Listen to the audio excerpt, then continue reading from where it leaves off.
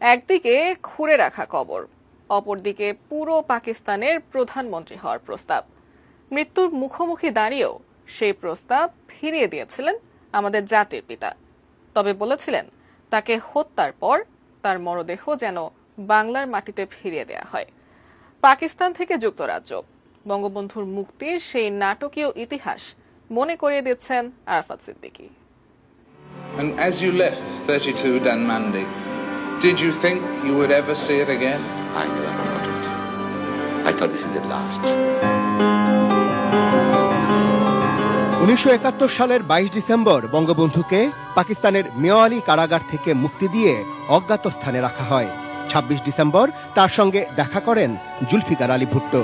বাংলাদেশের স্বাধীনতা বিতর্কিত করতে চতুর ভুট্টো বঙ্গবন্ধুকে পুরো পাকিস্তানের প্রধানমন্ত্রী হওয়ার প্রস্তাব দেন। তবে দৃঢ় কণ্ঠে জাতির জনক জবাব দিয়েছিলেন, না, আমি চাই না। বঙ্গবন্ধুর সঙ্গে ভুট্টোর এই আলোচনার নথি পাওয়া যায় মার্কিন দূতাবাসের ফাঁস হওয়া 1972 সালের 3 জানুয়ারির এক গোপন টেলিগ্রাম বার্তায়, যাতে বলা হয় ভুট্টোর প্রস্তাব দেওয়ার সময় শেখ মুজিবের কোনো ধারণাই ছিল না মুক্তিযুদ্ধে পাকিস্তানের কি করুণ পরাজয় ঘটেছে। এরপর আবারও 7 জানুয়ারি লারকানায় বঙ্গবন্ধুর সঙ্গে ভুট্টোর বৈঠক হয়।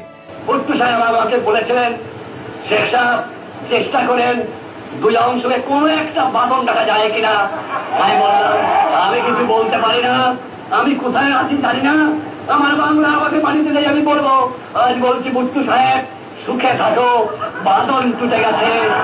বঙ্গবন্ধুর দৃঢ়তায় 1972 সালের 7 জানুয়ারি রাতেই তাকে মুক্তি দিতে বাধ্য হয় পাকিস্তান সরকার। তবে সরাসরি নিজ দেশে ফিরতে চাওয়া বঙ্গবন্ধুকে পাঠিয়ে দেয়া হয় যুক্তরাজ্যে। 8 জানুয়ারি সকাল 7টায় বিবিসির খবরে বাঙালির অবিসংবাদিত নেতার মুক্তির কথা জানতে পারে পুরো বিশ্ব। জয় বাংলা, জয় বাংলা। সেদিন লন্ডনের হোটেল ক্লারিজে বাংলাদেশের রাষ্ট্রপতি হিসেবে প্রথম সংবাদ সম্মেলন করেন বঙ্গবন্ধু শেখ মুজিবুর রহমান। এতে বঙ্গবন্ধু বলেন, আমি জানতাম বাংলাদেশ স্বাধীন হবেই। The ultimate achievement of this struggle is the creation of an independent, sovereign People's Republic of Bangladesh, of which my people declared me as the president. বঙ্গবন্ধুর আগমনের খবরে নিজের ছুটি বাতিল করে ডাউনিং স্ট্রিটে ফেরেন ব্রিটিশ প্রধানমন্ত্রী এডওয়ার্ড হিথ।